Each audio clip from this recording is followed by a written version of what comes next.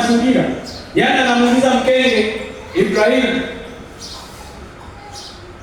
na baadaye ilikuja kuwa ukesi. Yule aliyemwambia anamwambia toka, mwambie huyo mwanamke aondoke na mtoto. Jamaa kawaza sana, inakuwaje sasa? Mbona mama wewe ndio ulimshauri niingie hapo na nini na nini? Inakuwaje tena na mimi nimfukuze huyu mwanangu bwana? Ni mtoto wako? Hapana, mfukuze huyo. Na Bwana anamwambia ulimsikiliza tangu mwanzo. Haya, sikiliza na hiyo. Unaona?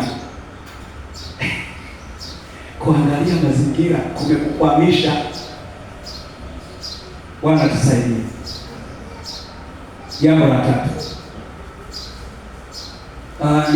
Kabla sijataja jambo la tatu, kuna kitu niliandika hapa.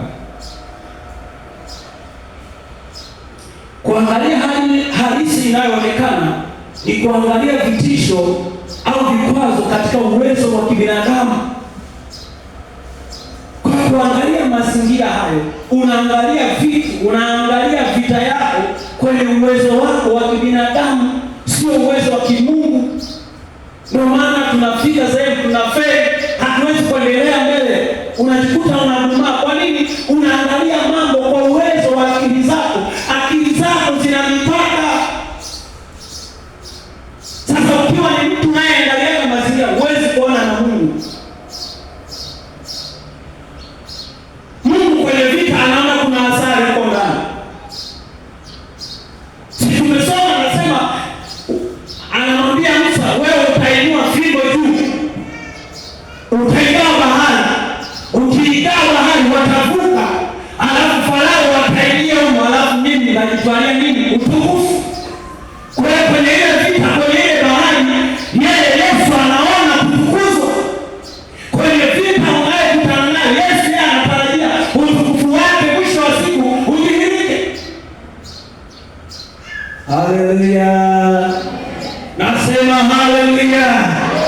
Jambo la tatu, kufanya maamuzi yasiyo sahihi. Samueli wa kwanza 28 mstari wa 3 mpaka wa 9 utaniwekea ndugu yako. Kuangalia au kufanya maamuzi yasiyo sahihi. Kwenye ule mstari wa 12 Kutoka anasema hivi, Kutoka 14:12, neno hili sio tuliokuambia huko Misri tukisema tuache tuwatumikie wa Misri, maana ni afadhali kuwatumikia wa Misri kuliko kufa jangwani. Kwa hiyo wana wa Israeli baada ya kuona jeshi kubwa, kumbuka kule tusoma kipengele kinasema hivi, wana wa Israeli walitoka kwa jeuri. Unajua jeuri yenyewe, kwa sababu wakati walitoka na mali mengi.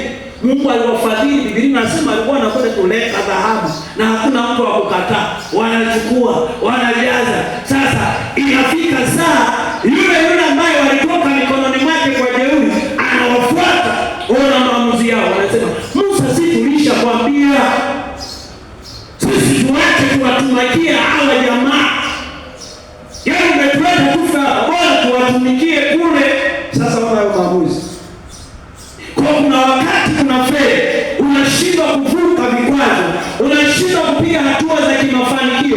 Kwa sababu gani? Unafanya maamuzi ambayo hayampendezi Mungu, yako kinyume na Biblia. Mbona mmekasirika? Kama mna amani pigeni Yesu makofi. Kuna hiyo vitu, maamuzi sahihi, maamuzi yasiyo sahihi.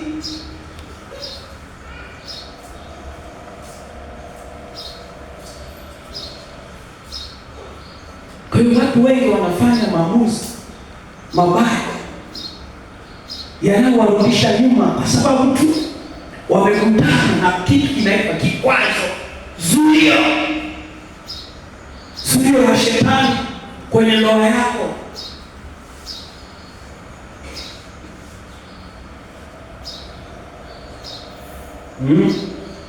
Zuio la shetani. Ndoa inageuka vita. Alafu nasema huyu mtu wangu mimi simuelewi sasa mimi nageukia upande mwingine. Haya. Tutakutana mbele. Kwa watu wanafanya maamuzi yasiyo sahihi, hayampendezi Mungu. Na wakati mwingine wanajitia moyo, wanasema Mungu mwenyewe unajua hali hii inayopitia wapi. Haleluya. Tusome Samueli wa kwanza 13 mstari wa 5 mpaka wa 13. Lakini mimi nafikiri nitasoma. Wewe andika hivyo nikuonyeshe.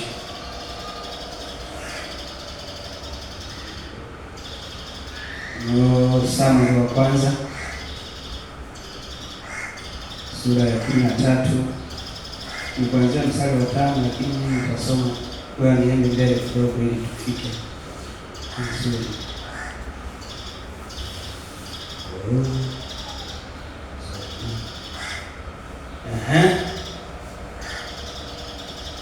Mstari wa 8.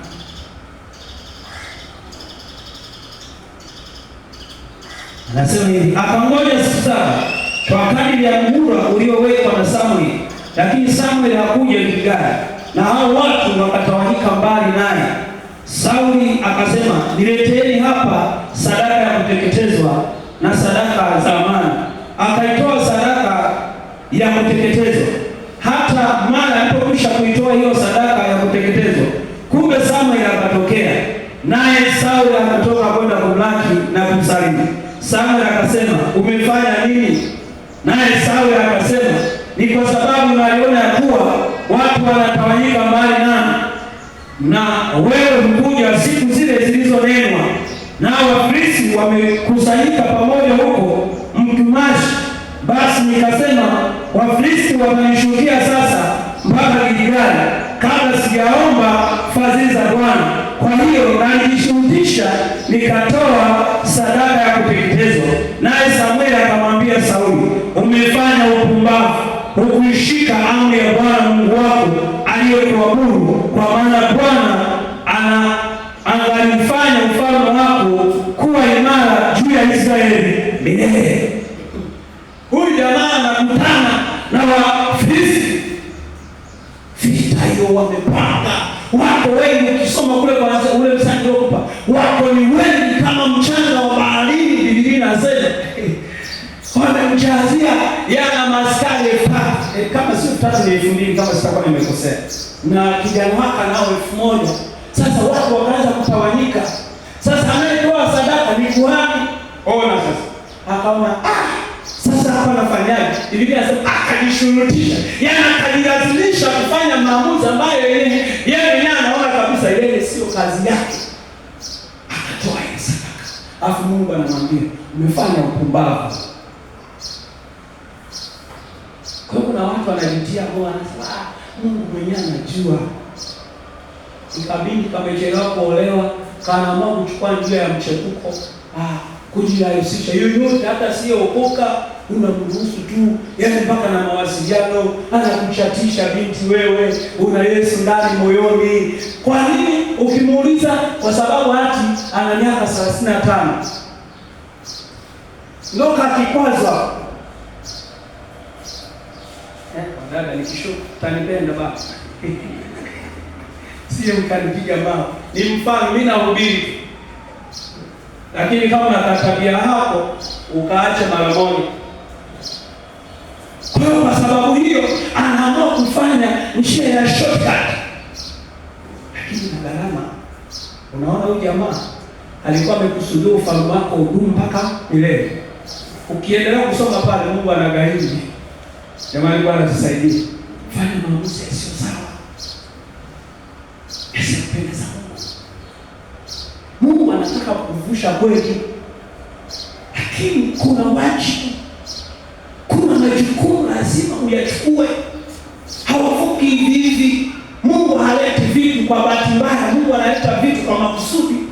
Ndio maana nimekwambia ndani ya vita, vita ambayo na wakati mwingine ni vita inayokuumiza moyo, unalia michozi usiku na mchana, unatamani tukuhurumia. Nataka nikwambie, ndani yake yeye anaona asali, anaona baadaye yeye atatukuzwa kupitia maisha yako. Ni nani alikuwa anajua habari za Ayubu? Kwa mwisho wa siku angekuwa ni bonge la tajiri, si kama wakati ule, si kama bilionea alikuwa anajulikana. Pengine tungemwita bilionea wakati huu, maana alipata utajiri kuliko ule na watoto wazuri kuliko wale. Kama wale walikuwa hawamchi Mungu, hao waliowapata uwe na uhakika walikuwa ni watu wa madhabahu. Lakini alikupata, wanatheolojia wanasema miezi 9 anapitia wewe